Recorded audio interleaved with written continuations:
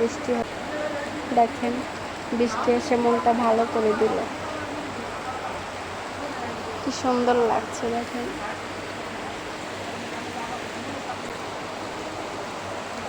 বৃষ্টি এত ভালো লাগে, কার কার বৃষ্টি ভালো লাগে? আমার তো খুব ভালো লাগে বৃষ্টি। কি সুন্দর বৃষ্টি হচ্ছে।